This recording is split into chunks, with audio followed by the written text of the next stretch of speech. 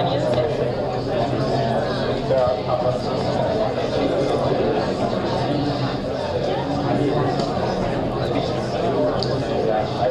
will be timekeeper. I'll try.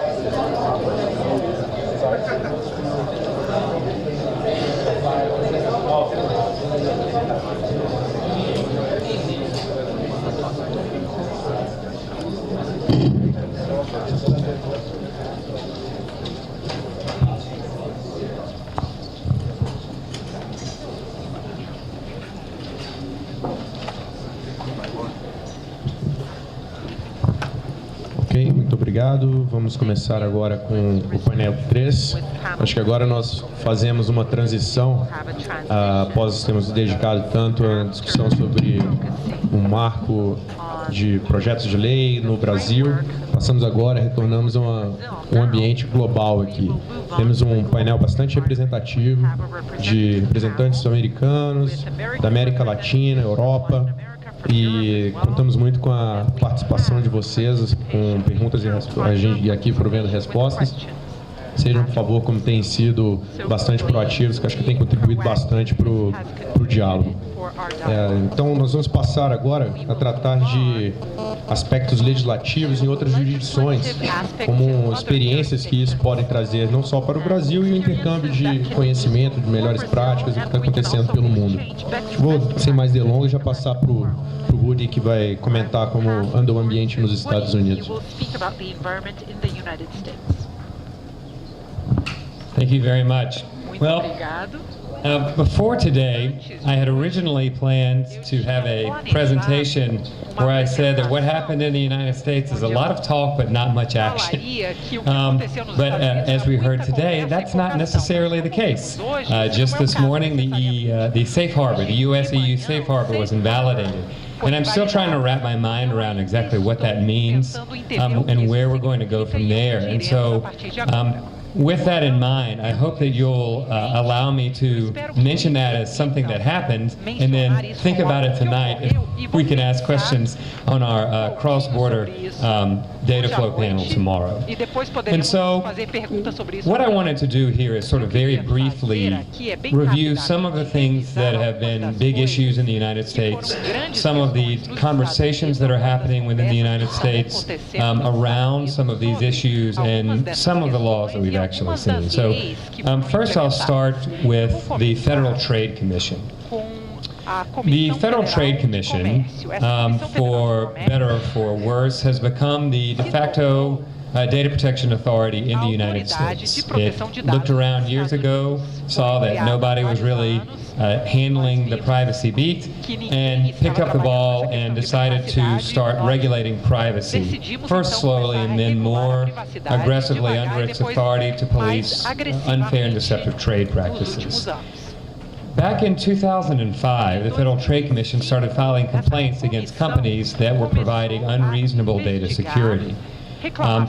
All companies that were received a complaint had settled until a few years ago, and there were two companies that challenged the authority of the Federal Trade Commission to regulate data security and data protection issues at large.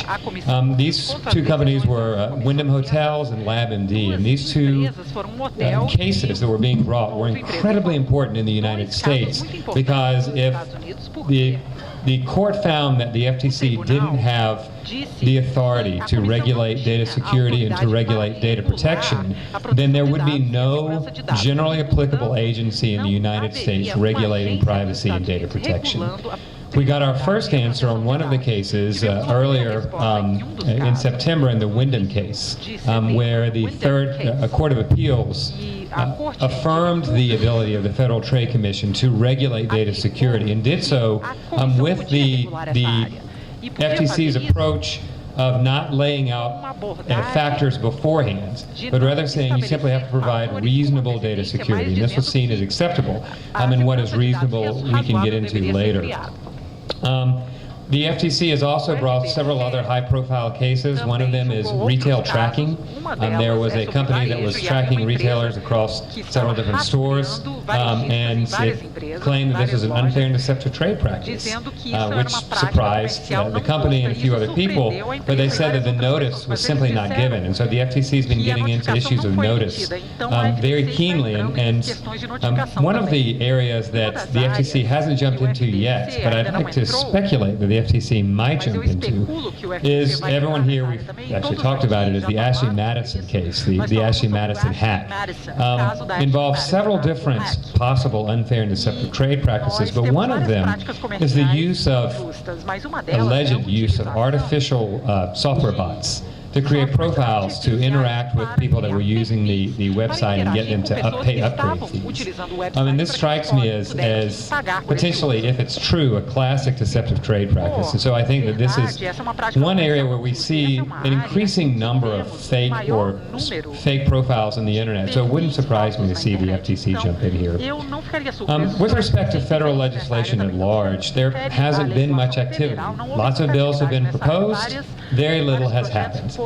There is no national federal data breach law. As was previously mentioned, we have 47 states out of the 50 that have data breach notification laws that require companies to notify data subjects, sometimes authorities, sometimes credit agencies, sometimes the media. It varies according to state. And there's been an outcry, a need for some kind of uniformity here, but it hasn't happened yet, and I don't know if it's going to happen anytime soon. There is no General Consumer Privacy Bill of Rights. The one has been proposed.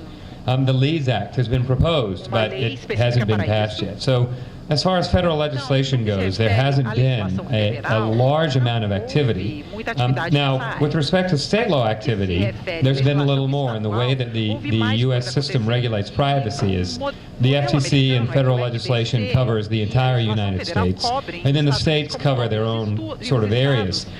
One area that's been very active for the states is around what's called non-consensual pornography or revenge pornography. There have been several different statutes that have come up that criminalize or provide some kind of penalty against those who share non-consensual nude images of others. And there have been some challenges to those. Some of these laws have been struck down, but largely speaking, these laws are gaining in popularity, and we're seeing them being passed on a pretty regular level. There's also been a series of pieces of state legislation around social media passwords and prohibiting employers and sometimes schools from asking users what their social media password is. There was a fear that employers were doing interviews saying, well, if I want to hire you, I'm going to need to see your social media profile, and they were asking them to turn over their user credentials. And so we've seen several states pass laws prohibiting that kind of behavior. California has led the way, often as it does in a lot of privacy legislation. And one of the most interesting pieces of privacy legislation that I've seen recently is one called the Online Eraser Button Law, which required social media companies to give the option to minors, those under 18 years of age, to delete information on their social media profile. So there has to be either a way to do it or a way to request it be done. And this is seen as a way for people that when they were young maybe posted some silly things, some things that wouldn't look good when they try to interview for a job later, to pull that information down offline. And it's seen as one way in which a sort of version of the right to be forgotten has already sort of taken hold within the United States. And there have been several laws with respect to student privacy as well that have been passed at the state level. With data security, we have no federal law. The Federal Trade Commission is still the only real national regulator mandating data security from companies in the United States. Many state laws do require data security, and several industries have specific legislation, like financial industries and health industries, where they're required to have data security. Private causes of action, so within private law, there hasn't been much success on behalf of individuals who bring lawsuits against companies for providing poor data security. And the main stumbling block in the United States there is, in most instances, the data subject whose data was hacked can't point to any kind of concrete or real harm. They can speculate. They can say, well, I may have identity theft in the future, or even if they were victims of identity theft, it's very difficult to tie that identity theft back to one particular kind of breach. And so most private claims with respect to data security in the United States have failed. One of the more popular and controversial areas in the United States right now is also around the use of biometrics, facial recognition technologies, iris recognition technologies. There have been some state laws that have been passed that have actually prohibited or minimized the collection and use of biometrics. There have those that focus on fingerprints, and some of them focus on face prints. There have been some attempts, spearheaded by the NTIA, which is a body within the United States helping set principles and standards. There's been an attempt to try to have a multi-stakeholder process to articulate rules surrounding facial recognition. But those talks broke down. At least the civil rights advocates walked away from those discussions over failure to reach any kind of mutual understanding about what the baseline rules for facial recognition technology should be. And finally, there are lots of other things that have been introduced, but one of the big hot topics in the United States right now is drones. Drones, and more drones. And what are we going to do about those drones? And the FAA has passed some tentative regulations surrounding the use of drones, some of which contain some data security and some surveillance requirements. And so the states have also gotten into the regulation of drones as well. And I'm happy to talk about this. And so I've run out of time. That's a lot to cover in a very short amount of time. But those are some of the hot spots that are happening in the United States right now, and I look forward to your questions. Thank you, Wood. Understanding this framework in the U.S. is an amazing challenge. All the case law and the experience that you have for, I would say, 100 years of information privacy law, and the framework in the U.S. itself, it's a big challenge for foreigners. Vou endereçar agora a apresentação para o Frederico, que vai cobrir alguns outros aspectos acho que da Ásia. Boa tarde a todos. Queria fazer um agradecimento especial aos organizadores do evento. É muito importante para nós de Brasília vermos isso acontecer aqui na nossa cidade. Fugir um pouco desse eixo Rio-São Paulo, nenhum tipo de crítica ao Rio-São Paulo, mas trazer um pouco dessa discussão sobre direito e tecnologia para Brasília, que querendo ou não querendo, são onde as decisões políticas são tomadas. Quando o Sérgio me convidou, quando a Laura me convidou para falar nesse painel, uma coisa me veio à mente.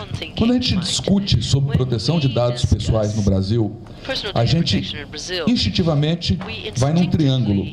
E esse triângulo tem uma ponta na União Europeia, outra ponta nos Estados Unidos da América e outra ponta no Canadá. E nossa discussão fica toda nesse triângulo. Como é que funciona a proteção de dados nos Estados Unidos, como é que funciona no Canadá, como é que é na União Europeia.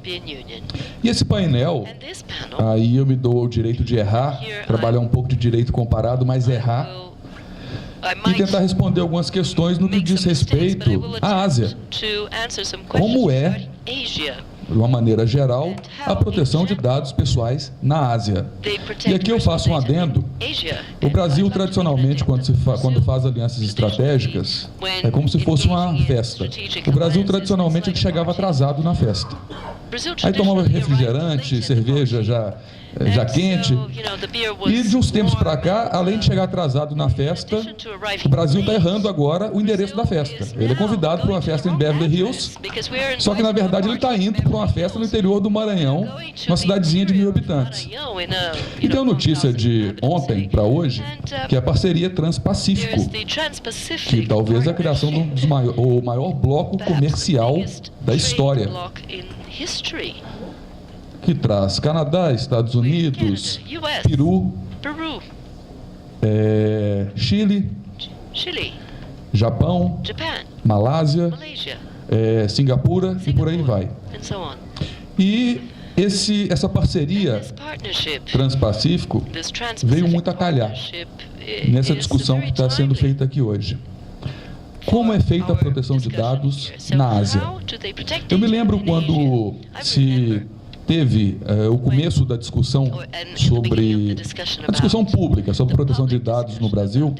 O Ministério da Justiça, no evento, colocou num telão a bandeira do Brasil, a bandeira da Alemanha e a bandeira da China.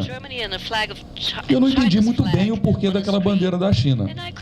À época eu fui pesquisar e entender um pouco do panorama da proteção de dados, principalmente na China. A China é muito interessante porque ela se parece muito, mas muito com o Brasil. Quando se fala na China de uma lei de proteção de dados pessoais pura, essa discussão vem se alongando há anos, igualzinho aqui no Brasil. Sempre o governo falando, não, nós vamos fazer. Aqui no Brasil a gente sabe que tem quase 10 anos essa discussão da proteção dos dados pessoais, uma lei pura sobre isso.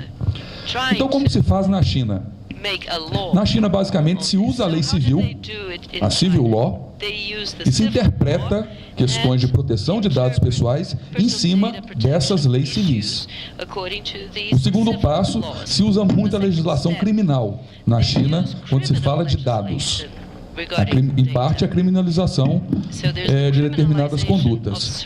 E, principalmente, me lembra muito o Brasil, a Suprema Corte Popular, e o popular não é porque ela é... A Suprema Corte da China não é porque ela é popular no sentido de ser querido ou amado, não. Representa o povo, o Partido Comunista, várias decisões dessa Suprema Corte tratando sobre proteção dos dados pessoais, que é um panorama pré-marco civil no Brasil. E quem fazia esse papel, basicamente, era o STJ, o Superior Tribunal de Justiça, que, para os estrangeiros entenderem um pouco, o STJ, ele dirime questões federais. Então, pré-marco civil, era o STJ que tratou de várias e várias questões ligadas à proteção de dados pessoais ou situações ligadas à tecnologia. E a China tem uma grande característica, que alguns dos senhores sabem, que é o Grande Muro. Mas esse Grande Muro não é o Grande Muro físico, é o Great Firewall, ou também conhecida como cage, a jaula, né? E que cada dia está mais difícil você burlar esse sistema chinês. Há alguns anos era fácil.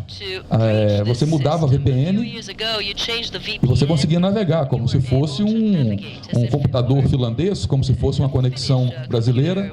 E hoje, cada dia mais, está ficando difícil um chinês navegar burlando esse grande muro que se criou pelo governo chinês. Falar um pouquinho sobre a Índia.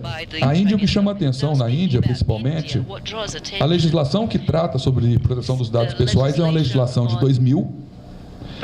E, quando se fala de privacidade na China, a legislação é de 2011. Aí vamos tentar tirar um pouquinho dessa síndrome de cachorro vira-lata que nós brasileiros temos, e que eu comecei essa palestra com síndrome de vira-lata, mas vamos voltar um pouquinho. Então, quando se fala de privacidade na Índia, e é importante lembrar que grande parte dos negócios, principalmente call marketing, coisas do gênero, são feitas na Índia. Então, há um ambiente tecnológico muito forte na Índia. E a lei de privacidade na Índia, que trata sobre as regras de privacidade, ela é de 2011. Ou seja, se nós estamos discutindo isso, se a privacidade, a proteção de dados pessoais no Brasil está embalando agora, eu não acredito que seja tão tarde ou tão atrasado comparado aos outros países. O que chama atenção na legislação de privacidade da Índia é trabalhar a questão da biometria como dado pessoal. Da maneira que está a nossa discussão, dado pessoal sensível, muito do que está colocado é dado pessoal sensível. Vamos imaginar a situação da biometria. Será que essa impressão digital que a gente usa na academia muitas vezes, né? Para passar naquela catraca da academia. É dado pessoal sensível? Nós vamos entender que sim, claro. Mas imagina essa academia nossa tendo que dar um tratamento todo especial à impressão digital que nós temos. Quanto que isso vai custar? Trago essa inquirição aqui para a gente tentar pensar o tipo de modelo que a gente deseja para o país quando se trata de proteção dos dados pessoais. Eu tive ontem na Embaixada dos Estados Unidos conversando exatamente sobre isso. Qual que é o limite que nós vamos colocar no Brasil que não vai atrapalhar a inovação, que não vai atrapalhar os negócios? Eu sou promotor de justiça aqui, então, querendo ou não querendo, eu tenho um viés mais de enforcement law. Mas entendo sim que nós temos que tomar cuidado ao legislar. Essa mão pesada do Estado é perigosa. Teria outras coisas para ser ditas aqui, eu vou deixar para falar nas perguntas, que é o sistema normativo de Japão, Singapura e outros tantos que a gente pode se inspirar. Obrigado, Sérgio.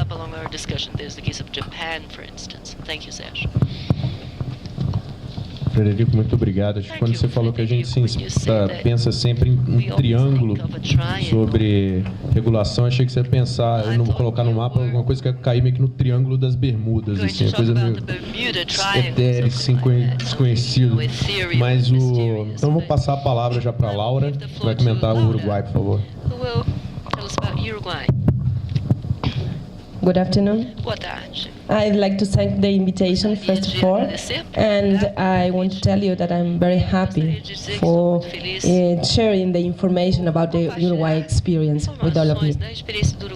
So, I'm going to read my paper because my language, as you know, is Spanish, so I am tempted to talk in Portuñol, but I think that we have no translation here for Portuñol.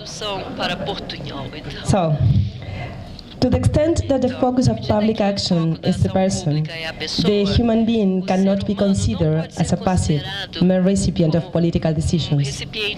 As we have highlighted, defining a person at the center of government action means not only, or even primarily, qualifying the person at the center of public activities, but also consider him or her as the protagonist par excellence of political life.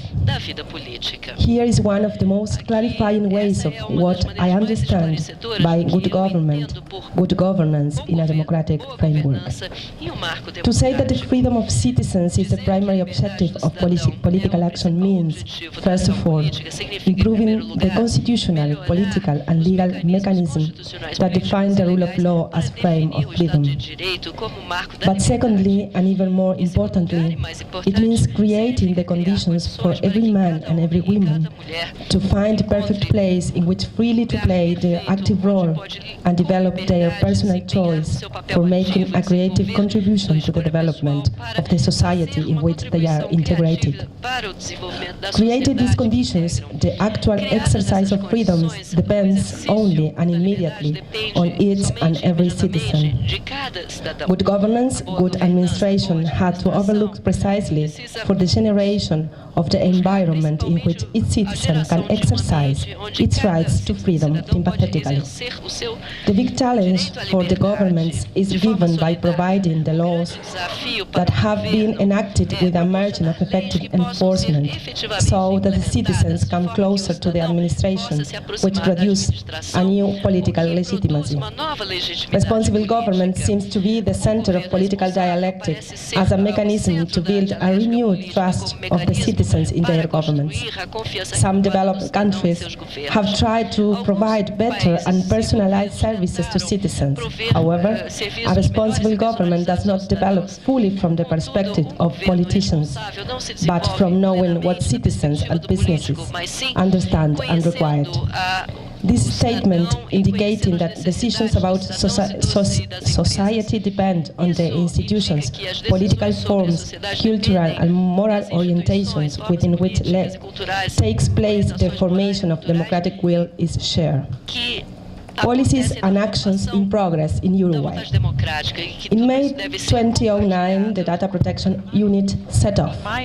So far, it has successfully achieved significant learning experiences and has enacted an important number of rules and regulations as well. The unit has increased its activity connected with the answers to complaints from citizens who feel their personal data has been violated because of the occurrence of unwarranted interference.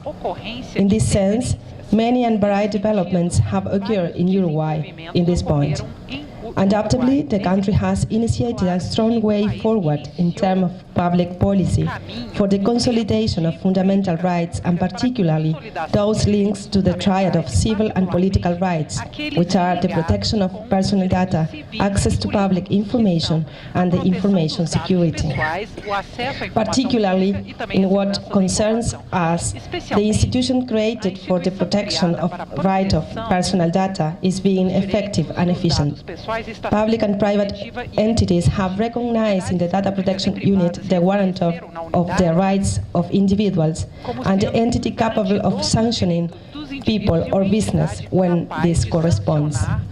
When taking into consideration that this refers to a recent birth, the strength is even greater.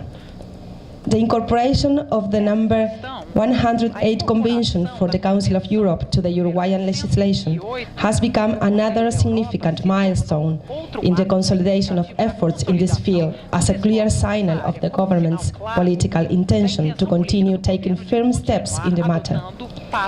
Uruguay is a small country in size and population, but very solid in the convictions and legal actions, particularly those that concern the safeguarding of guaranteeing the rights of individuals.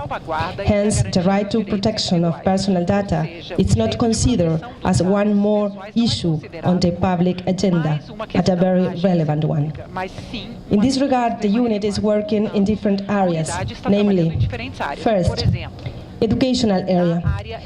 Various actions are being developed together with the authorities in primary and secondary education with the purpose of engaging teachers and principals in data protection activities that relate on their data and that of their students. The contest, Your Data is Worse, is in full development for its third edition this year, being an activity that brings together students for first, fifth and sixth grades of primary, public and private schools across the country.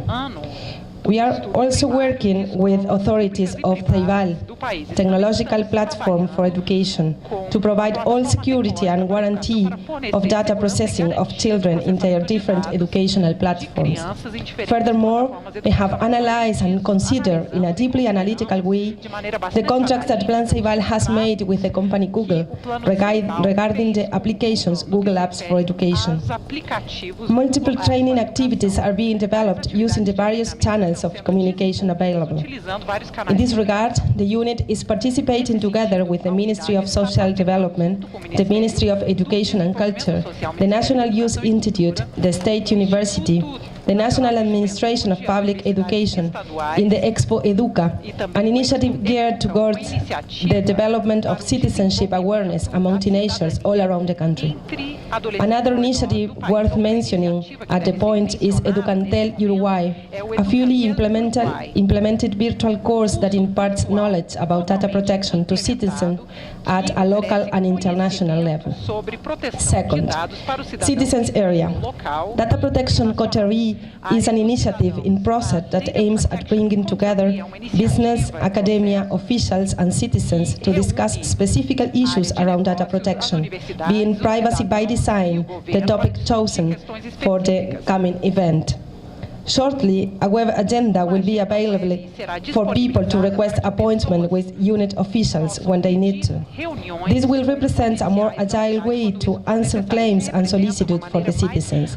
Also, an easier and more dynamic registration system for databases enrollment is being developed. Finally, We are working on improving the process of consultation and substantiation of the allegations to the effect that people can satisfy their requirements faster. Third, scientific and research area. Together with the Technology Division and the Citizen Rights Division of AGESIC, we are working in a project cooperatively with a team composed of several national and foreign private companies and the academia to provide and develop knowledge linked to privacy by design. Thus, AGESIC has integrated to the ECT4B program a multidisciplinary center for research and innovation in the field of ECT and its application for vertical sectors such as energy, agriculture, banking and health, among others.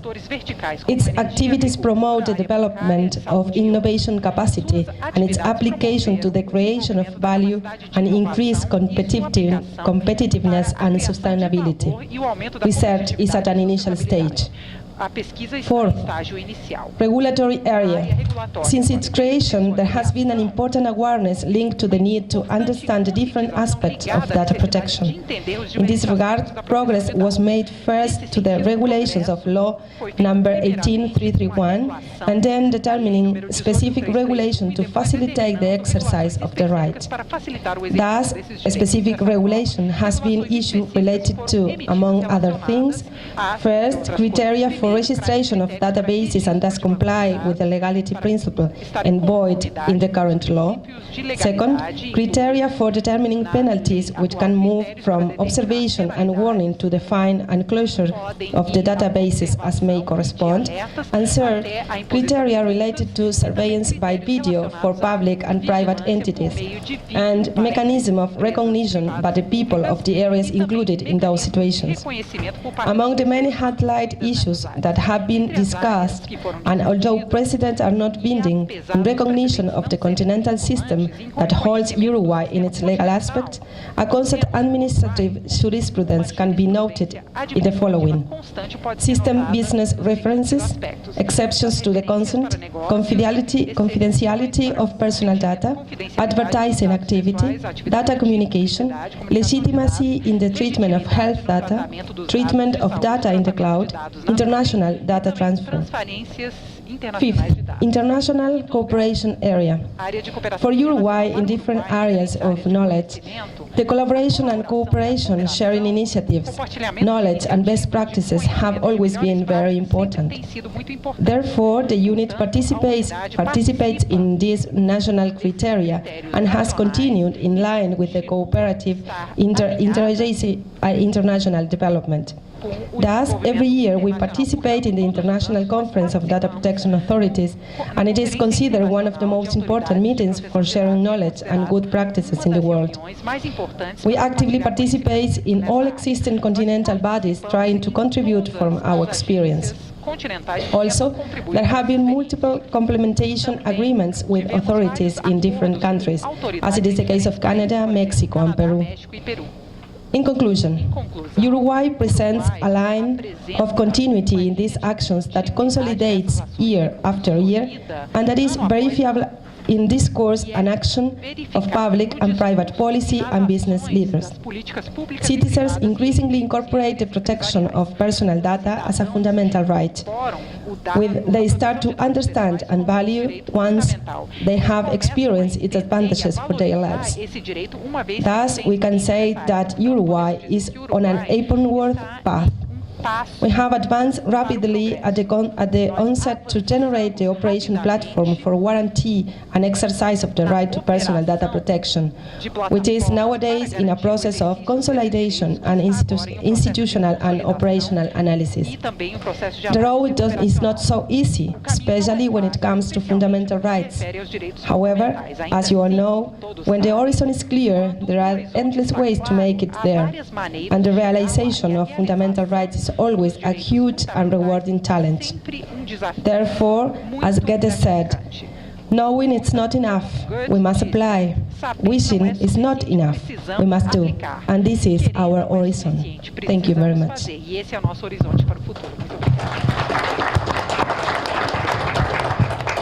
Eu queria agradecer a participação da Laura Brunet Eu acho que a gente teve mais cedo aqui, Bruno sendo repetido com muita frequência. Acho que o segundo nome mais falado hoje vai ser Laura.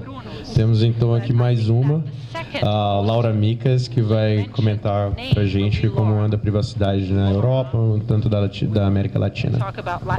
Boa tarde, muito prazer estar aqui hoje. Obrigada, meu agradecimento, Boiana e a Laura, pela invitação. Meu portunhol é terrível e peço desculpas, então vou falar em inglês. So, thank you for the introduction, and continuing with the world tour that we have started in this panel, I'm going to talk a little bit about the evolution of privacy in Latin America. Dan, may I promised him I wouldn't mess around with the tech. So when it comes to Latin America, we can definitely say that we care about privacy in Latin America. This is not perhaps unknown to many, but this is not the Wild Wild West when it comes to privacy. There are plenty of protections already in place. In fact, there is a study from Nelson Remolina from Colombia that states that 70% of the countries have constitutional protections to data protection incorporated in their constitutions, and there is also a great number of countries that are protected by what is called the habeas data and enable habeas data. Habeas data is the equivalent of what in Europe we understand as right to access, and it was developed in the late 80s, early 90s as a response and as a method to enable transparency for individuals to be able to request to their governments and to ask their governments, what data do you have about me? The data is, however, the right is, however, applicable to both the private and the public sector, and it's usually accompanied by rights to rectification, rights to erasure, and it's usually also protected and enforced by the judicial courts. Moreover, many countries have actually taken a step further and developed comprehensive privacy laws. We see a great list over there. It started with Argentina, followed by Uruguay, that we have just listened to my fellow Laura talk about their experience, and then we had Mexico, Colombia, Peru, and a number of other countries following this trend. The OAS, the Organization for American States, has also issued this year their guidelines, the privacy and data protection principles that have been released this year as the result of a mandate from the member states of OAS. And finally, we have also a number of projects in the works. Obviously, we are here to discuss Brazil, and here we are not only looking at the comprehensive privacy projects that we have been discussing, but also other colleagues have been mentioning other projects that are in the works, both in Congress and in the Senate, with privacy implications. There are projects with right to be forgotten, facial recognition, security measures, social networks, defamation. All of these projects are also currently being discussed and at different stages in Congress and in the Senate. And there's also initiatives in Cayman Islands, Chile, Ecuador.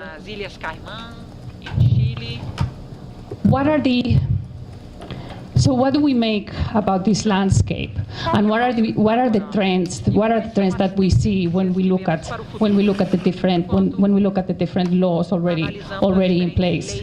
Certainly, most of the norms are very heavily EU inspired. However, they are in many cases narrower and stricter than what we currently have in place in Europe.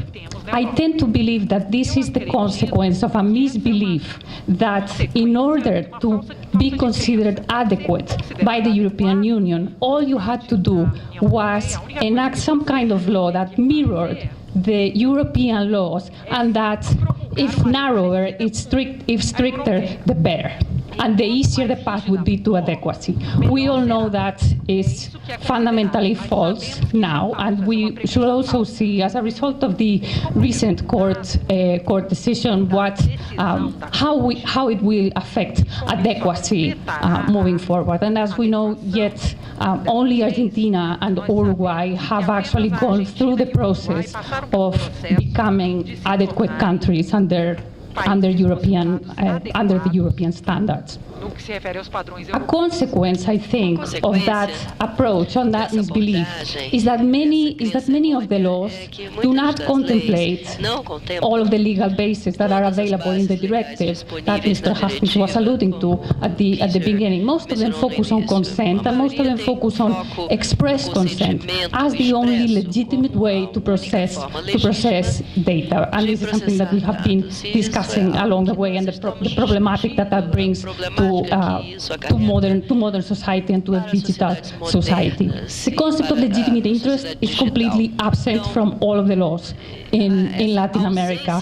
And I'm just going to quickly show you an overview of some of the laws and how they are mostly focused on express consent. Some of them point to other alternatives, but certainly none of them look at legitimate interests. And the only exception to express consent is the Mexican law, which actually reserves express consent to when consent needs to be meaningful. The other, when it comes to data transfers, they are also very, very heavily restricted. Usually the exceptions are, again, express consent or adequacy. However, we have not seen yet any adequacy list being published by any data protection authority so far. The outliers in this scheme are Mexico and Colombia. Mexico is a member of APEC, and Colombia actually recognizes international standards for data transfers as a valid mechanism to transfer data abroad. When it comes to incentives for accountability, again, we have two outliers. Mexico and Colombia are the only two legislations that establish incentives for companies to have comprehensive privacy programs and incentives for accountability. As a result of, I think, the habeas data nature and the habeas data tradition of the continent, there are heavy and extensive complicated requests and complicated procedures when it comes to access, correction, and deletion rights. When it comes to requirements on registration, having a DPO, data breach notifications, the variances are very significant. There is not a single standard. And finally, we see also a very varied degree of enforcement. Many of these laws are recent, so we still have what Mexico is starting to enforce. So is Colombia, so is Peru, but the laws are recent, so we still have very little case law, which makes it sometimes, because the laws and the way they are written is so strict, the absence of case law and the absence of jurisprudence makes it a little bit complex for practitioners to advise and to give advice to their clients. So finally, I think what I will leave is my conclusion is that certainly, while all of these laws are very heavily inspired by the European tradition, applying European standards in Latin America will not work because there are significant and substantial variations, and because the standards are in general stricter. But on the same token, there is still no such thing as a Latin American standard. Every country is different and needs to be looked at individually. I have also been asked to very quickly, I'm not sure how we're doing with time, but please let me know, to look a little bit at the impact of the decision of the right to be forgotten decision, the decision of the Court of Justice in Latin America, and how the process that we have implemented in Europe, and all of the questions that the right to be forgotten decision made, all of the questions that came out as a result of the decision, and all of the interrogants that we need to consider when we receive a request and we have to go through before we make a decision. How is that being translated into Latin America? We have a number. I think Latin America has, in general, taken a different approach, perhaps because, and this is just my personal speculation, perhaps because the already very heavy reliance on habeas data, and because there is already a tradition of access and correction and erasure that is already very much in place. In Argentina, we had a very important Supreme Court decision that basically determined that the obligation of taking down content should come for search engines should only come from a court order or from a competent authority. There were a number of projects in Congress and also in the city of Buenos Aires also initiated their own right to be forgotten project of law. But I think most of them have toned down and have lost momentum after the decision of the Supreme Court. In Brazil, there are a number of projects actually being discussed, and one of them was alluded to in the previous panel, and they approach the right to be forgotten from very different perspectives, with regards to defamation, or one is very much focused on making or erasing or blocking criminal records. So the approaches that have been taken are slightly different. In Chile, which is currently revamping its privacy law, there was a conscious decision not to leave outside the reform the right to be forgotten, because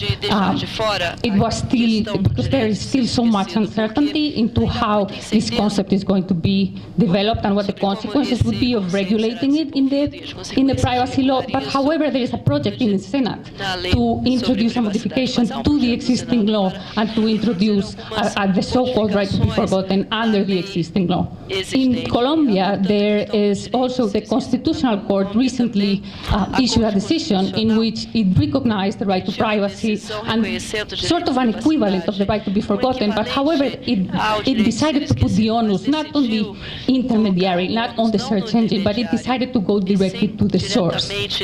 And finally, in Mexico, there were also a number of investigations that the authority, the INAI, initiated, and based on not complying with the right of access of individuals, and that came through complaints of individuals. But in the end, all of these cases were dismissed, but they were dismissed very much on procedural basis, and not so much they did not.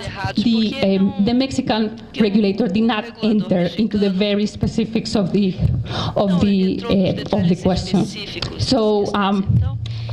I see I have 0 minutes left, so I hope this has been a useful overview of how things are working now in Latin America. I think it's a very interesting, a fascinating moment. Latin America is deciding what they want privacy to look like, and the evolution has been amazing in the last few years. So we're certainly looking forward to see what comes ahead. Brazil is obviously a very important player and can quickly become a leader. So it's really important, and we really appreciate all of you being here and allowing us to share our perspective and our experience into trying to find, quoting Mr. Hastings, how to connect and protect Brazilian individuals moving forward. Thank you.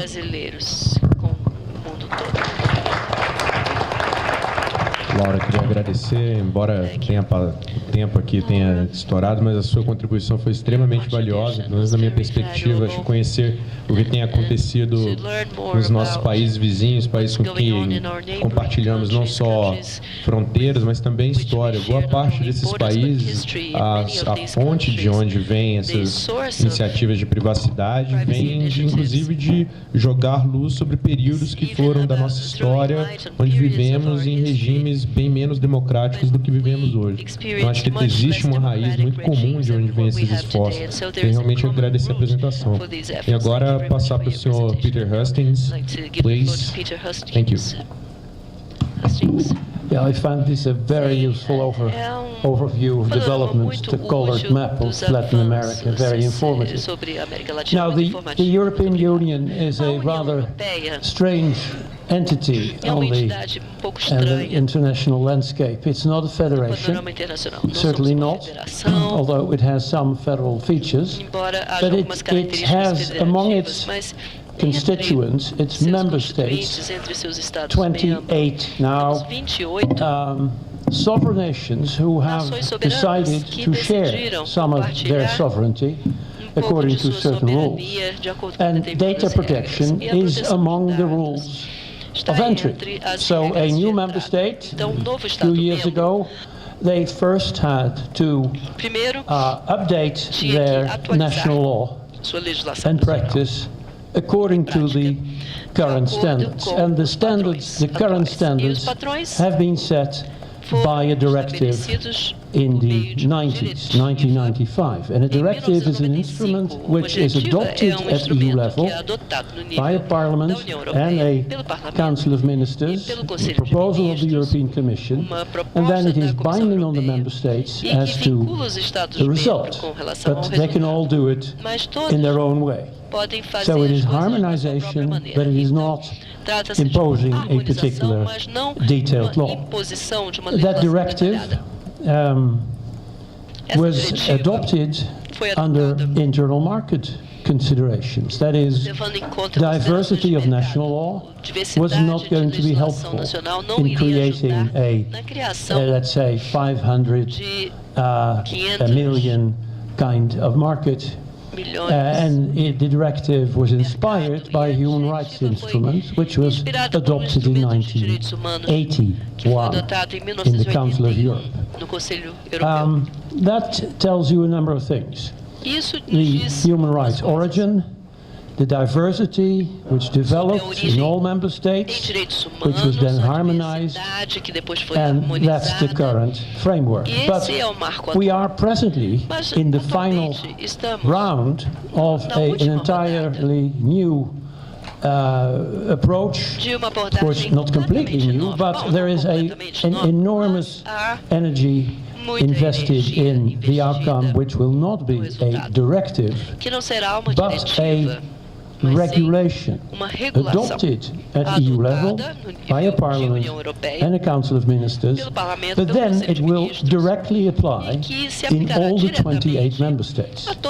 Now that is a rather radical approach, which has had some pushbacks, and it also explains the lengthy discussions. It's also important to get the details right, because what will apply in Portugal will apply in Greece and Finland and Ireland and the rest. This radical approach was driven by actually three considerations. In 2009, the European Union, after all ratifications, entered into a new treaty framework, which, among other things, made the Charter of Fundamental Rights, the European Charter, also a binding instrument for the Union and all the member states. And among the new elements in the Charter were two articles, 7 and 8, one reaffirming the right to respect to private life, family life, correspondence, and a second Article 8, which explicitly provided for a right to the protection of personal data, and then went into a number of essential characteristics: purpose, legitimate basis, rights of access, correction, and independent supervision. And at the same time, the treaty introduced a legal basis, not for internal market considerations, but just rules on data protection applying at EU level and in all the member states. And it was a provision not in the it may apply or it may adopt, no, it shall adopt. So this has created in 2009 immediately an enormous dynamics. That was one. The second was the directive had become a bit outdated, to say the least. It needed to be updated, but also reinforced to provide for apps, for mobile communication, and the whole list of new technologies drifting around. And the third consideration was diversity. 28 member states doing it slightly different led to fragmentation and all sorts of undue costs. So these three considerations came together to provide a stronger, more consistent, and up-to-date framework. It basically led to stronger rights, stronger responsibilities, stronger supervision consistent across the EU. This went together with an extension of the territorial scope. I touched on this morning. And this is the approach which is likely to be followed. This regulation, leave other parts of the ongoing review untouched, but the regulation is likely to be negotiated until Christmas, up or around Christmas. Then it will be adopted in the winter, very likely, and then enter into force 2 years from that winter. So in 2018 is likely to enter into force. Now, in the course of that discussion, particularly from the private sector, two problems have been raised over and over again, and I leave the details aside. One is this stifling innovation, and the other is we are not waiting for more administrative burdens. And I think you'll have discussions of a similar nature. In fact, I heard echoes of this today. In terms of innovation, nobody wants to stifle innovation, but we should not close our eyes for the fact that some innovation is excellent, some is not so good, and some is awful. So there is a merit in making sure that privacy is part of innovation. In fact, we need to innovate in providing better privacy. So there is a strong argument in making this happen with a view to pushing innovation in a way that we can live with it. That's the principle of the regulation, by the way. And administrative burdens, I want to put this in very brief terms. We need to distinguish between red tape, unnecessary rules, and effective rules.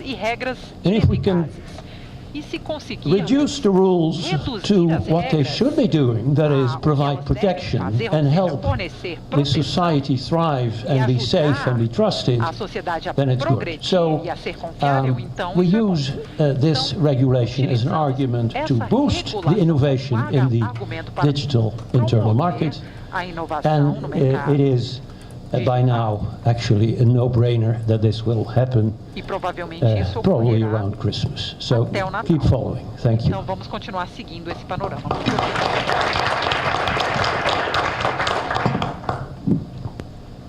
Thank you so much, Mr. Peter Hustings. That was also very informative of where Europe is headed to. Agora eu queria fazer um agradecimento especial ao deputado Sóstenes Cavalcante, que se juntou ao nosso painel hoje. Como a gente tem visto, a situação política e econômica brasileira é bastante dinâmica, Brasília é bastante dinâmica, e ele passa, acho que, a relatar um projeto de lei. Temos muita grande satisfação de tê-lo aqui conosco. Nos ajudar. Obrigado. Boa tarde a todos. É um prazer enorme, mesmo de maneira quase que de surpresa, de ontem para hoje, nós temos a nobre missão de assumir um dos projetos de lei. Isso é típico na Câmara dos Deputados. Os trabalhos políticos também são dinâmicos, assim como os dados. E por conta disso, nós temos um dos projetos de lei que nós vamos falar sobre ele mais à frente. Eu tinha um colega do meu partido, deputado Sérgio Sveiter, que estava relatando na Comissão de Ciência e Tecnologia. Ele foi convocado pelo partido a assumir uma secretaria no município do Rio de Janeiro, e a nossa parceria em vários aspectos a nível partidário, em especial nessa matéria, por estarmos já debruçados na comissão que está tratando no nosso país do Documento Nacional Único de Identidade, haja vista que, diferente da maioria dos países latino-americanos, europeus e americanos, nós ainda temos uma identidade por cada estado brasileiro.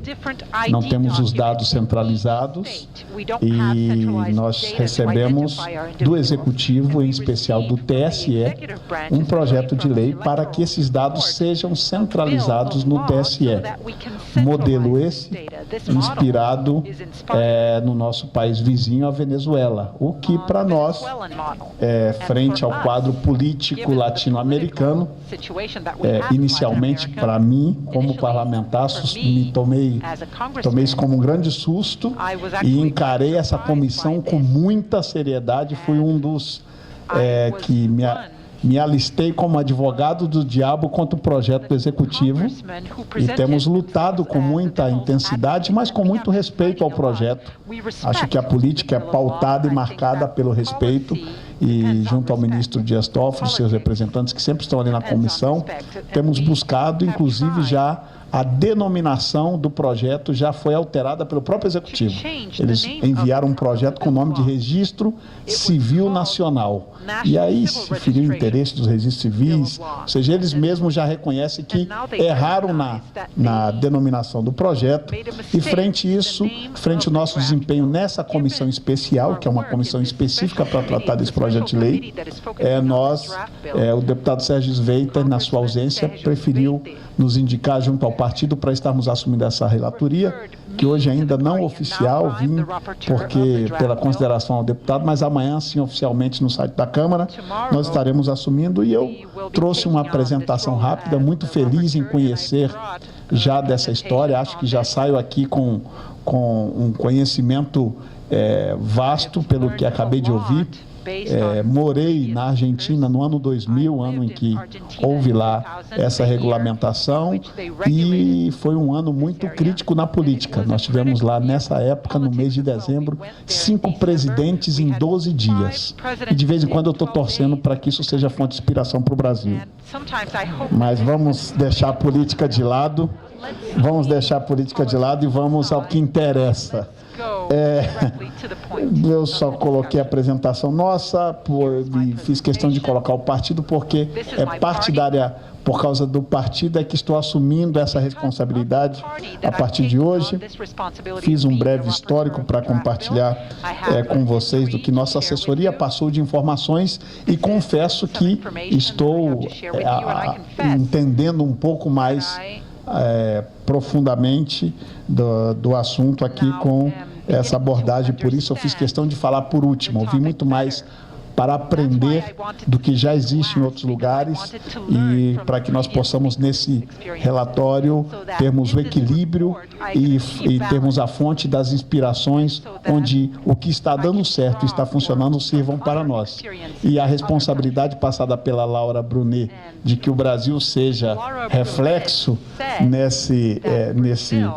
marco, nós temos sim a convicção do tamanho do que o Brasil representa, mas ficamos com uma inveja muito grande do avanço já de vocês do Uruguai, e saibam que na vida política e na vida pública sempre há uma via de duas mãos, e o aprendizado de vocês, o avanço, já contribuem muito com o nosso país, que tenho certeza avançará breve. O histórico que nós apresentamos, a proteção de dados pessoais, é um tema derivado do direito à privacidade esculpido no artigo 12 da Declaração Universal dos Direitos do Homem, da ONU, recepcionado pelo Comando Constitucional disposto no artigo 5º, incisos 10º e 12º da nossa Carta Magna.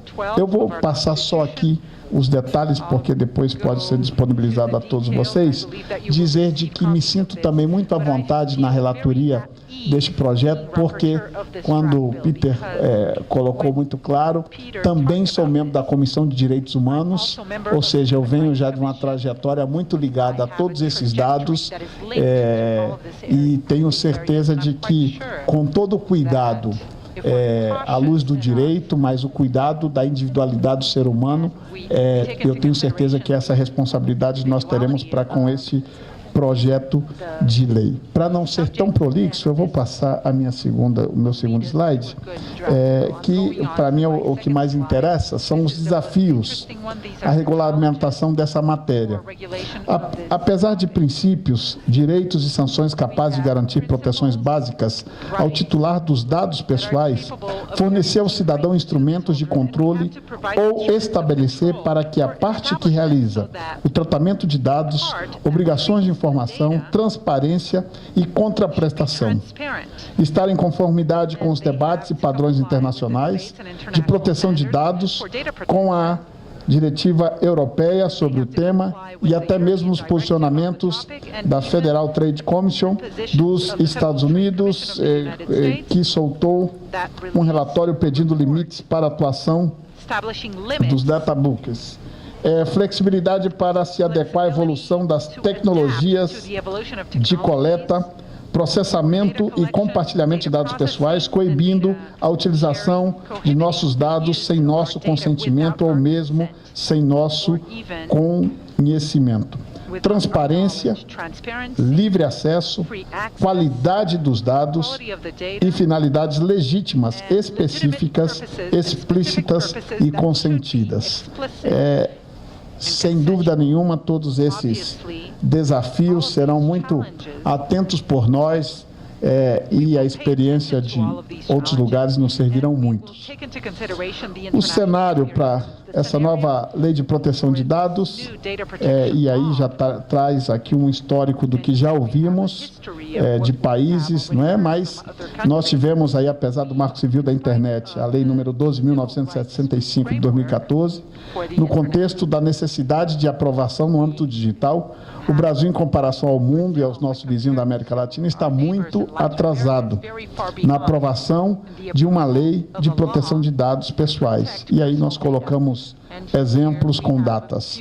Existem 3 iniciativas legislativas, e aqui eu quero ser bem específico, concorrentes, eu acho que vocês já falaram, inclusive, né, no momento anterior, atualmente em trâmite nos poderes executivo e legislativo. É o anteprojeto de lei de dados pessoais do Ministério da Justiça, que comecei a debruçar essa madrugada para poder vir aqui para hoje.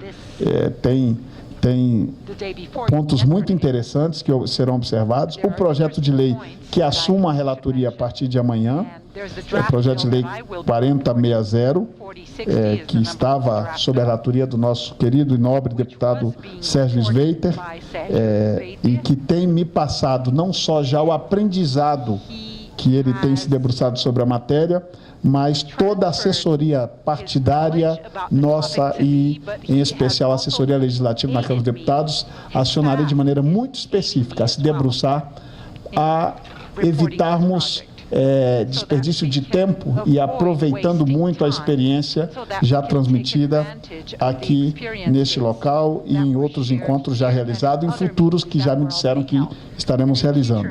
E temos o substitutivo do PLS 330/2013, que é um projeto que englobou 2 PLs, o 031/2014, fruto da CPI da espionagem, e o 181/2014, senador Vital do Rego, todos do Senado Federal. Relatorias de méritos na Comissão de Ciência e Tecnologia, do ilustre senador Aloysio Nunes, que já conversei com a assessoria dele aqui no início, e quem não abrirei mão de trocarmos muitas informações a respeito do que ele vem fazendo, e tenho convicção de que uniremos os esforços e o melhor projeto com certeza será apresentado na maior brevidade possível. Brevidade para o processo legislativo é uma palavra que não coaduna com muita facilidade, tá? Mas quando a gente fala brevidade, significa debruçar-se ao trabalho. Não quer dizer que sairá no tempo, assim como ouvimos aqui do Peter, que sairá já no Natal. Mas com certeza estamos nos debruçando e já assumi o compromisso com o deputado Sveiter de tentarmos apressar, uma vez tendo já noção clara de todos os temas, tentando avocar plenário, com parceria com o presidente da casa, para que a gente possa ter celeridade nesse trâmite, nesse projeto. Os pontos-chave estabelecidos aí por nossa equipe partidária, o escopo e a aplicação, definições e princípios, consentimento e legítimo interesse, dados pessoais anônimos e sensíveis, o compartilhamento, direito do titular dos dados, fiscalização e controle, os riscos, tratamento compatível entre os fins e a expectativa do titular, limitação do tratamento ao mínimo necessário às finalidades, medidas eficazes para evitar danos no tratamento de dados, atualização constante nas medidas de segurança, na proteção de dados. Isso é um pouco que gostaria de compartilhar com todos vocês, dizer que o nosso e-mail e o nosso gabinete está à disposição dos senhores e senhoras para contribuir à luz do direito, à luz de toda a legislação já existente em outras nacionalidades, e nós estaremos com todo critério e cuidado buscando uma relatoria equilibrada, porque nós precisamos com segurança uma lei de proteção dos nossos dados. O nosso país é uma democracia jovem, mas muito mais jovem ainda é a questão dos dados online, e nós precisamos ter todo o cuidado com isso. Tenho certeza de que não faltará, enquanto aqui estivermos, esperamos poder chegar até o final dessa relatoria, caso não haja o retorno do Sérgio Sveiter, mas em continuidade ao trabalho dele, continuidade ao nosso trabalho partidário, nós faremos isso com maior equilíbrio e com a maior amplitude e abertura para o diálogo amplo com todos os senhores e as senhoras. Muito obrigado, era isso que nós tínhamos a contribuir nessa tarde. Obrigado, Laura, obrigado pela consideração desde ontem fazendo contato. Ministro, prazer. Queria agradecer uma vez mais, deputado, pela vinda, e encerrando aqui essa primeira fase, queria abrir para a parte de perguntas. Acho que a gente viu muita coisa acontecendo pelo mundo. Se tiver alguém com perguntas, podemos endereçá-las.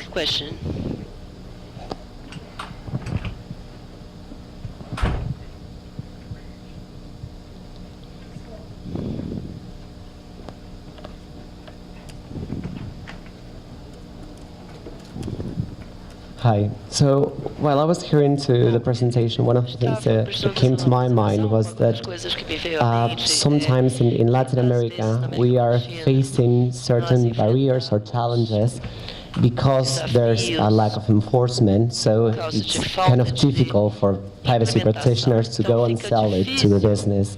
So what would be your recommendations? Vender isso para negócio. Então, quais são as suas recomendações?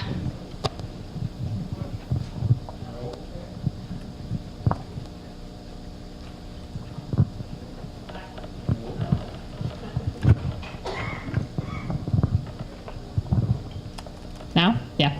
Yeah. Thank you for your question. It's a great question. I think my point was more in the sense that Estava mais relacionado enforcement is young. ao fato de que o It's not that there is a lack of jovem. Não é enforcement. que há The falta de institutions enforcement. that are in place are doing their very best, and they're doing, in my opinion, Na minha opinião, a good job in estão terms fazendo of bom education, trabalho because that is com also, relação I à think, a key educação também, que é a key role that chave that the regulator needs to play que in o terms regulador of tem que education, desempenhar. awareness, and also Regulação, enforcement. I think what I was trying to say more is that enforcement is very young, Então, o and the laws enforcement are é young, aspecto muito, so it will muito take novo. time E as to leis build. também. It will Então, take time leva until we tempo. have enough case law, until we have judicial decisions Termos that review the case law, número de until decisões appeals go judiciais through. suficiente So para in the meantime, we are basear all as decisões. learning Então, together todos as estamos we aprendendo go. juntos à And the medida que challenge, I think, avançamos. E for o practitioners when we desafio give advice to our clients para os is that operadores de with direito the little é elements that que we com os have, poucos we have to elementos advise que nós on temos, very nós huge temos que risks, because many of these, some of these assessorar laws, clientes the com penalties are incredibly relação a high, enormes and there's riscos. also some of the laws also contemplate criminal sanctions. Também há So questão de we are sanções so we are criminais. dealing. Então, So nós the estamos challenge is o to desafio allow our clients que nossos to clientes continue to do their business in a very continuem a fazer responsible seus negócios de responsible forma way and complying with the law, responsável, but without conformidade com a lei, having sem a huge part of the a huge element in order to incorporate into that advice, which is the case law, and which is the precedent. We don't have that much of that, but it is going to build up over time. Da jurisprudência.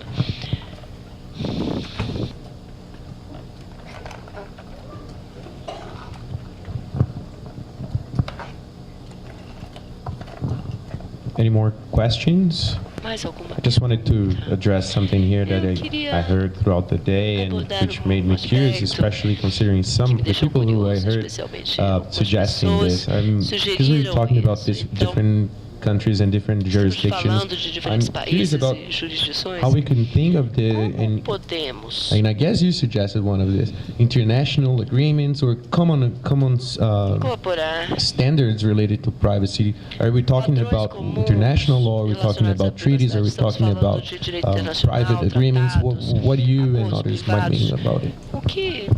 That's a great question, and I suppose it could Pensam sobre isso. take several different forms.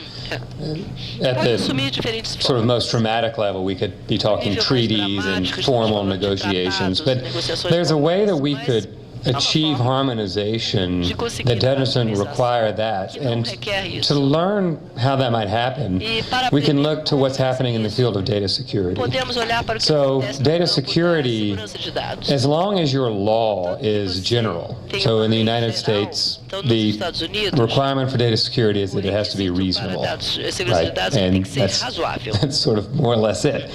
Now, there's a lot more to it, but what's reasonable is tethered to industry standards. And industry standards in this instance usually means ISO 27001 or NIST or some other sort of international standard. And so if other countries were to maintain a sort of looseness about their standards and then defer to this international standard setting body for the technical specifics, then you actually would have a level of harmonization, because you would know that if you met, ISO 27001, then you would be meeting the requirements of lots of different countries all at the same time. And so I wonder if there's some wisdom in that approach that we can take and apply it to other areas outside of data security. Can we apply it to anonymization, for example, de-identification? Can we apply it to biometrics? Can we apply it to robotics? And so tech standards, technical standards may be one area that we could see harmonization, and we could see it relatively quickly. Uma área de harmonização. Podemos fazer isso bem rapidamente.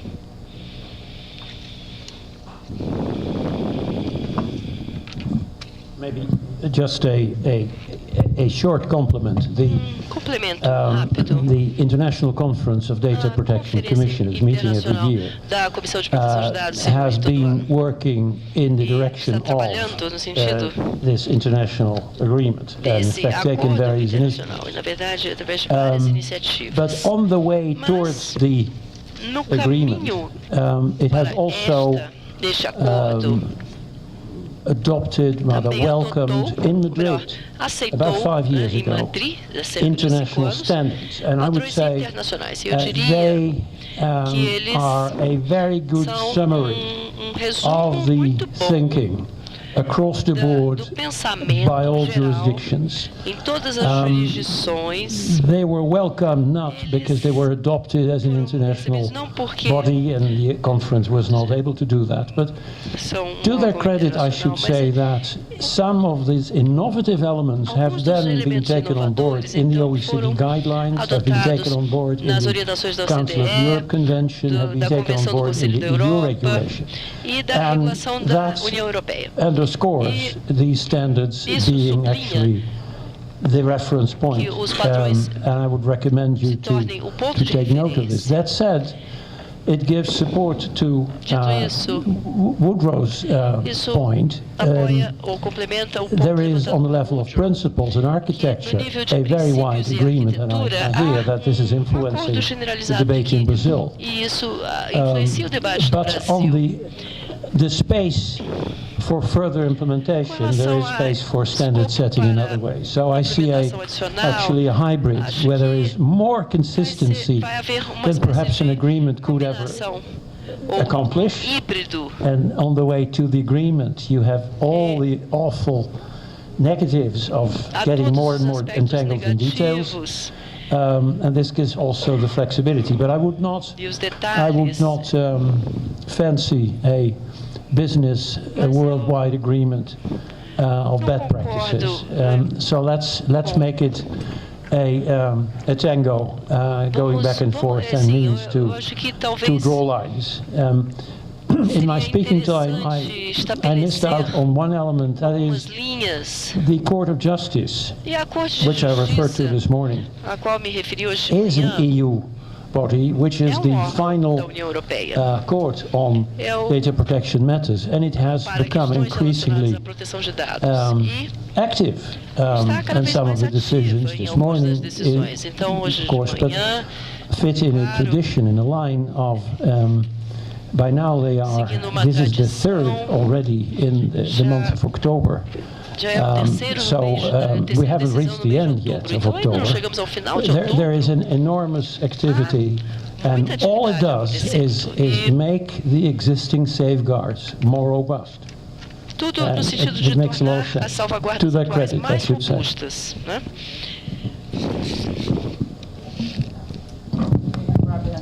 Yeah, I think it's an excellent question. I think we also, when we address it, we need to be careful not confusing harmonization with interoperability. I think there are two different concepts, and harmonization perhaps suggests a much higher degree of global standardization, and I think we need to be conscious of global and local, of regional and local differences and different approaches to privacy, which are perfectly legitimate in their own context, but I do think that there is a space for tango, and there is space to look at areas where there are commonalities like security standards or drones or facial recognition or others where we can invest in quoting Boyana, where you talk a lot about building bridges and about finding areas of commonality, and I think that is probably the way forward. But I would caution against talking about harmonization in an imposing way to all economies around the world. Regra para todas as economias ao redor do mundo.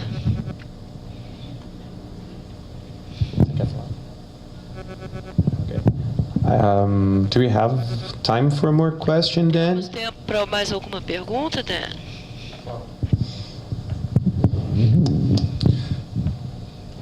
Só uma última coisa para para a gente contextualizar, pegando um pouco a experiência asiática, nós no Brasil, nós estamos querendo criar ou fazer uma lei de proteção dos dados definitiva, que vai resolver todos os problemas de proteção dos dados para os próximos 30 anos.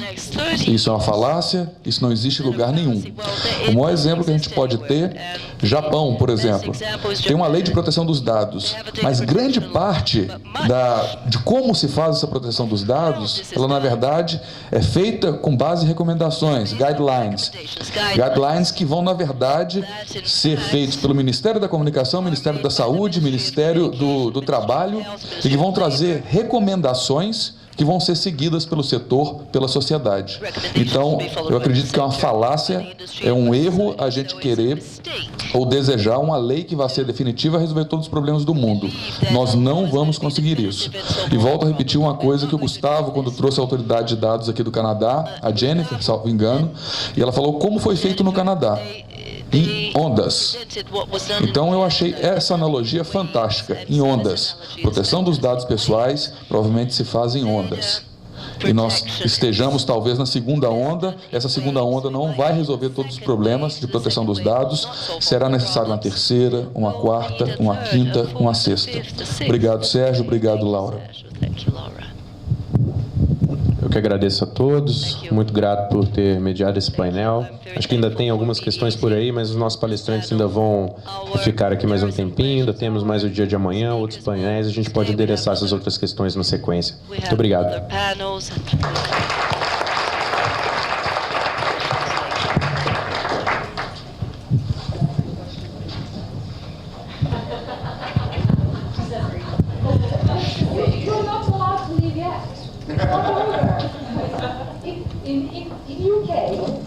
We have a saying, it is not over until the fat lady sings. So I'm not going to sing. Whether I'm fat or not, that's another question. But please indulge me 5 more minutes because we want to make some concluding remarks.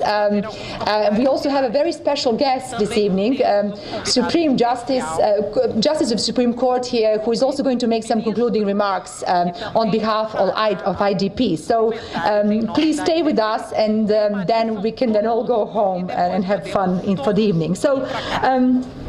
First of all, I just want to, I hope you have enjoyed this day as much as I have.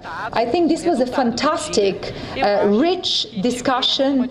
The speakers were true experts. I think it's phenomenal to be able to have people like Peter Hastings and the deputies and the justices and secretaries of state and of course some of the practitioners and leading lawyers in this country, and also some of your famous internet gurus. So it's been a fantastic day, fantastic speakers, and somebody has said it's a very sophisticated discussion. Well, that's because the speakers were really specifically chosen. So Laura, Sergio, thank you very much for working with us and choosing these excellent speakers. It's been a fantastic day. I have certainly learned a lot. And I think it's important to learn because, you know, in this area, you never stop learning. I've been doing privacy for 22 years. Tells you how old I am. I got into it by chance, like lots of students here, but, you know, it's been my career. And so I learn every day as I listen to these people speak, and it's really important that we continue this dialogue. So some of the things, if I may conclude, is that I've heard many angles that were different, but in fact there was quite some consensus among the people who spoke today. We heard about data privacy as fundamental right. That's how Europe sees privacy. But then Peter also said Europe also wants to harmonize its internal market. It wants to enable its digital economy. And the same with Uruguay and some other countries as well. And then we also heard that privacy is not just an absolute right. There are other rights we have to respect, and they have to work together with privacy. And of course we have this imperative. Juliana Pereira said it's not innovation curve, it's civilization curve. We have this imperative to regulate and to contain technology for the best that it does for us, for all the benefits, for all the good things that it does. So we've got this imperative to understand how it impacts our lives and to protect privacy, but also allow technology to bring benefits to all of us. And that is really big discussion. Today you've heard a lot about that.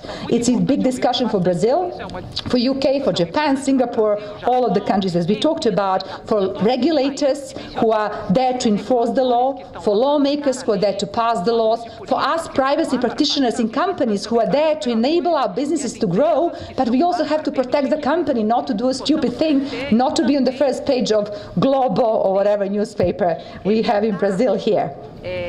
We heard a lot about privacy and the right way of regulating privacy as a trust enabler. We will not have confidence and trust in this new technology unless we enable privacy. So that really is important.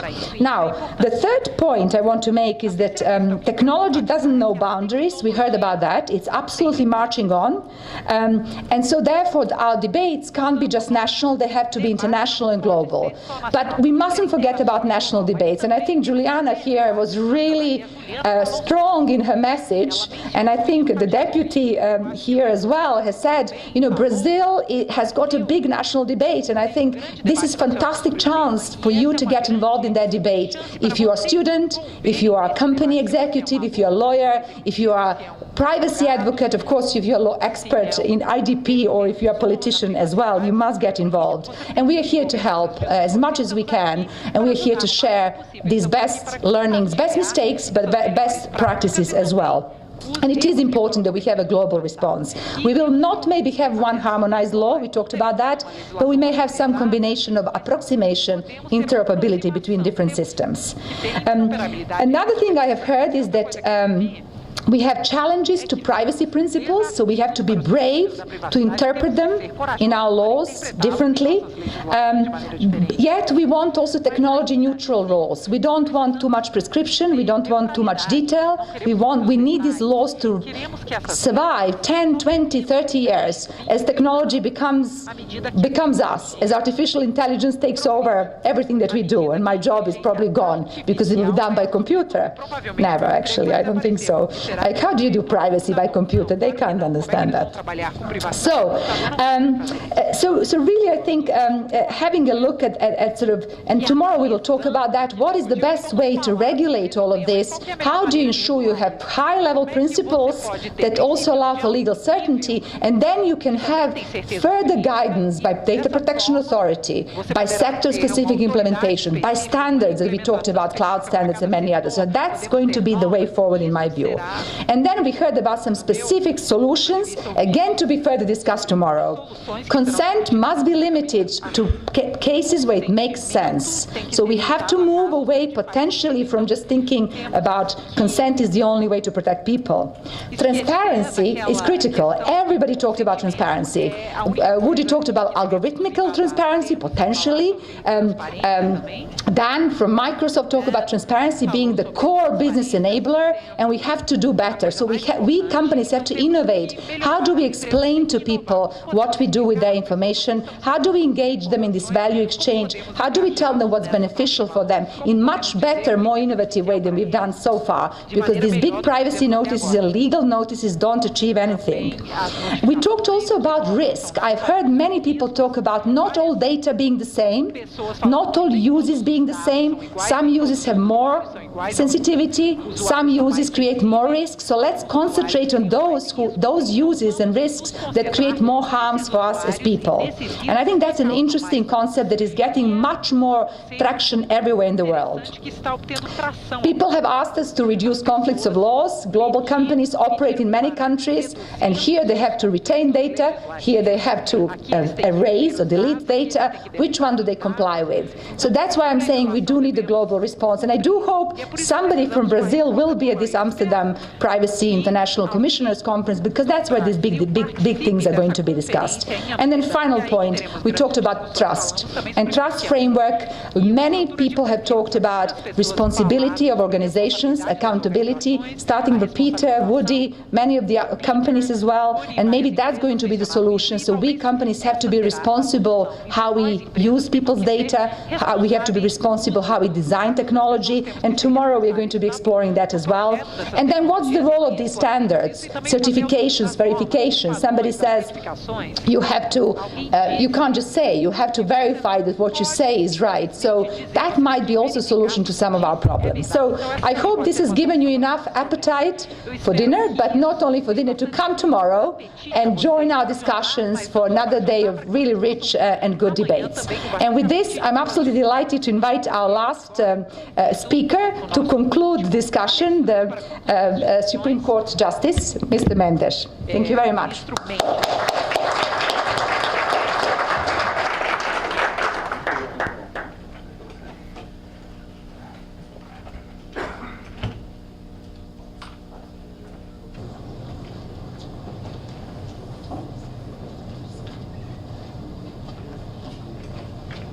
Boa tarde, quase boa noite a todos.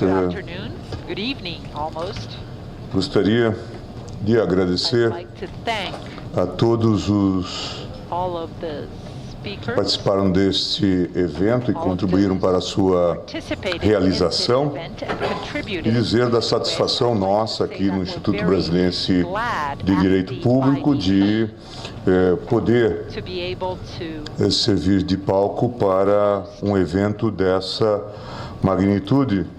Nós que já vínhamos avançando a partir das iniciativas aí da Laura, do Sérgio, na ideia de criar e fixar aqui o Centro de Direito, Internet e Sociedade, a ideia de termos realmente um grupo de pesquisa sobre um tema que, como nós vimos, inclusive, em todos os debates, a parte que me coube assistir, é um tema extremamente desafiador, até porque a sua regulação depende dessa abertura, uma vez que já a regulação no plano nacional, como se tem visto, é extremamente difícil, né? Se não impossível, tendo em vista os planos em que se opera. E também a evolução tecnológica nos torna extremamente vulneráveis, né? É difícil fazer pontos fixos de amarração. Eu anotava uma frase que a Laura me chamou a atenção, do professor Peter Hustings, dizendo: "We want to be connected and protected at the same time." E esse é um grande desafio, não é? Quer dizer, querer estar conectado, e a toda hora nós estamos animados. Hoje virou isto uma onda cultural, né? No celular, no iPad, nos computadores, em suma, e ao mesmo tempo estamos deixando aí rastros, cookies, que permitem a violação da privacidade. Quando estudei isso já faz muito tempo, quando fiz doutorado na Alemanha, eu via o tema chamado direito à autodeterminação informacional, e ficava encantado. E olhava o que aquilo tinha a ver com o nosso habeas data, que, como nós sabemos, tem uma preocupação com a proteção dos dados, mas num aspecto processual. E nós chegamos, inclusive, à conclusão, alguns autores chegaram a escrever, que o habeas data, como instrumento processual, era quase inútil. Recentemente, creio que foi o primeiro caso, no recurso extraordinário 673/707 da relatoria do ministro Fux, nós conseguimos, acho que é a primeira vez, posso estar enganado, conceder um habeas data. E de que se tratava? Alguém pediu acesso, neste caso era acesso a dados cadastrais que estavam depositados seus na Receita Federal. E esta se recusou a fornecer os dados. E ele impetrou um habeas data e teve que chegar até o Supremo no recurso extraordinário, que foi, portanto, acolhido e provido. Eu aproveitei esse julgamento para dizer que, ao lado do aspecto processual, que é importante, talvez nós precisássemos de discutir o habeas data na sua feição substancial, que seria talvez uma variação desse direito à autodeterminação sobre os dados. Porque, do contrário, nós temos um instrumento de processo na linha do... Todos nós sabemos que o habeas corpus protege a liberdade de ir e vir, que o mandado de segurança protege outros direitos. Mas qual é o direito que está protegido pelo habeas data? Nós não sabemos bem enunciar. Então, é uma perspectiva que se abre. Então, certamente já foi falado aqui também que a Constituição é muito enfática na proteção de dados, e tem até essa abertura quando fala da interceptação telefônica e também de dados, tem essa abertura. Também cuidou muito da proteção à privacidade, intimidade e imagem. Portanto, o texto constitucional tem aspectos relevantes, mas nós devemos também reconhecer, acredito que já foi debatido isso aqui, que o desenvolvimento da proteção no plano infraconstitucional deixa a desejar. Ela está longe de se materializar, e nós acabamos por fazer discussões tópicas, quando há o vazamento de... Agora mesmo se fez até uma brincadeira, porque já faz algum tempo se divulgou, a partir de ações de hackers, etc., divulgaram fotos de uma artista muito conhecida, e isso provocou uma celeuma enorme. Ela própria veio à televisão e aos jornais e tomou medidas judiciais para coibir os abusos, e nós sabemos quão difícil é isso, né? Tendo em vista a capacidade dessas divulgação se dá. A atriz famosa Caroline Dickman agora está se fazendo pilhéria porque um famoso ator muito conhecido, Estênio Garcia, um dos célebres atores brasileiros, se permitiu tirar fotos íntimas com sua esposa. Só que a esta altura ele já tem algo em torno de 80 anos, ou um pouco mais do que isso. E também essas fotos caíram no conhecimento público. E, de novo, essa discussão. Mas alguns fazem pilhéria, dizendo que a crise no Brasil está batendo tão fundo que, ao invés de divulgar fotos de Dickman, estão se divulgando de um octogenário, do Estênio Garcia. Portanto, certamente já não é mais o ator atrativo que foi. Mas, em suma, o debate está na agenda, mas é preciso que isso seja colocado. Vi que o panorama hoje debatido é extremamente interessante, e isso certamente vai prosseguir amanhã, e a gente tem uma boa expectativa. Esse é o ethos do IDP, tentar contribuir para o debate de uma forma plural, tentar, na medida das nossas forças, publicar, inclusive, esses trabalhos, dar ampla divulgação. Inclusive, nós temos um certo privilégio geopolítico de estarmos em Brasília. Isso permite que nós tenhamos um diálogo muito mais próximo com os setores decisórios, a par de termos um corpo docente e discente muito competente. Por isso, ficamos